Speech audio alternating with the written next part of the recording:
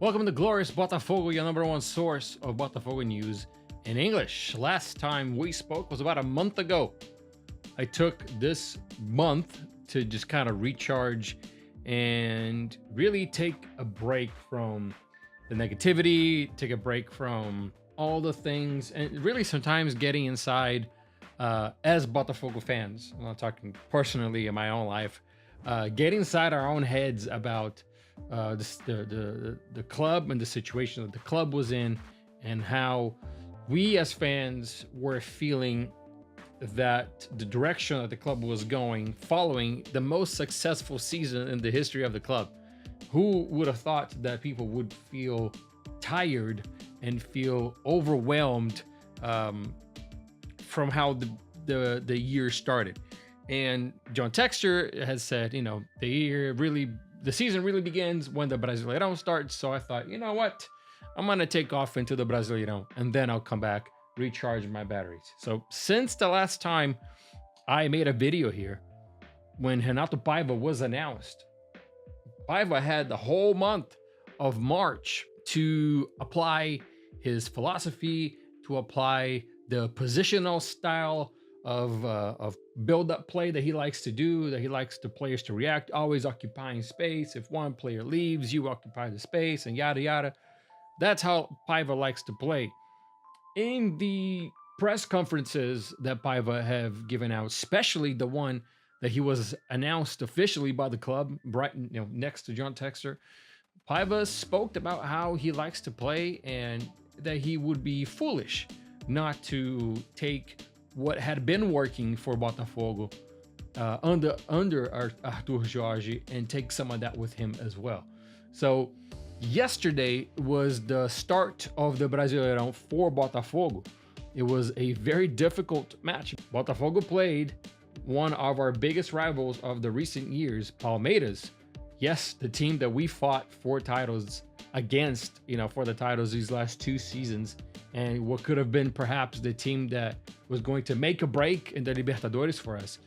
We played them in the very first round of the Brasileirão at the Allianz Parque, and Botafogo actually was the better team. We saw a Botafogo very strong, very cohesive in the middle, where with Arthur Jorge, Botafogo was playing the 4-2-4 with only Marlon Freitas and Gregory playing in the middle, kind of being two box to box, or more with Marlon Freitas coming forward and Gregory staying behind to defend. But with Arthur Paiva, we saw a 4-3-3 with not only Marlon Freitas and Gregory playing in their usual roles, but Patrick de Paula serving as this attacking catalyst, the central attacking midfielder, almost in a 4-2-1-3 sort of formation, with Savarino on one side, Arthur on the other side, and Igor Jesus as the striker.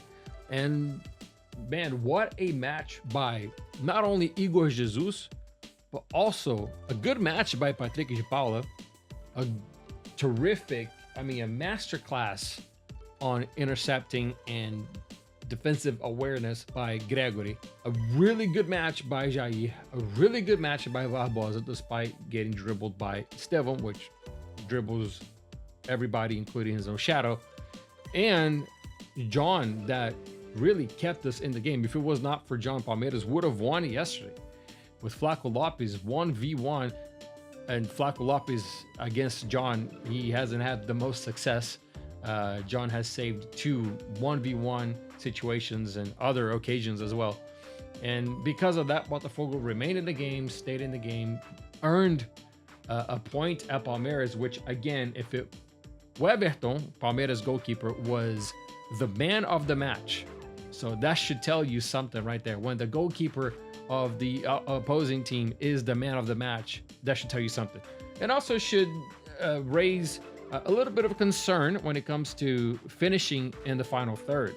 Botafogo had plenty of chances where they had the numerical advantage, 2v3, 2v1, two Botafogo attackers versus one Palmeiras defender. It happened about 2 or 3 times and we just could not finish.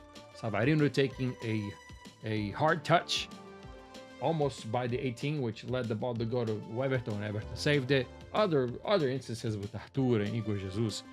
Um, so it was exciting to see that against Palmeiras, which is a team that for sure will fight for titles this season, that Botafogo was not only superior, Botafogo should have gotten the win, but at least earned a point away from home, which those points away, especially at Palmeiras, that it serves a lot, it helps, and it goes a long way. Botafogo today also announced the signing of Uruguayan striker Mastriani that was at Atlético Paranaense.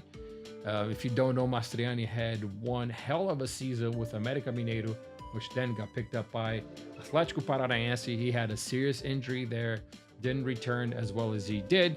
With Paranaense now being in the Serie B, Mastriani probably earned quite a bit of a salary, which would help Paranaense, save some and invest the money in other signings. So now Botafogo signed a capable striker. He's kind of like Igor Jesus. Actually, he's kind of a little bit different. He's more of that fixed number 9 in the box there. Mastriani is known for being that classic number 9 striker.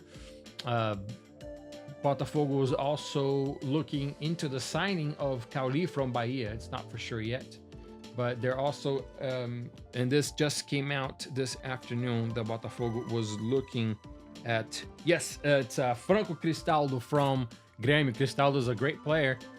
Showed a lot of promise in the past. He hasn't been seeing a lot of playing time at Grêmio right now, but it's Cauli and Cristaldo in the crosshairs of the Botafogo scouting department, and maybe one of those two players will be signed by Botafogo. Santiago Rodrigues made his debut in the Brasileirão yesterday. Paiva said that the player is new to the country, new to the league, and he's still kind of trying to get in the same level of his teammates. So that's why Santi did not start the match. Bastos also did not start the match.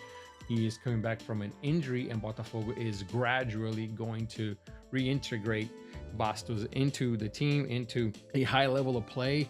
Botafogo played a friendly against Novo Horizontino last weekend, and Bastos played 30 minutes of that and played rather well.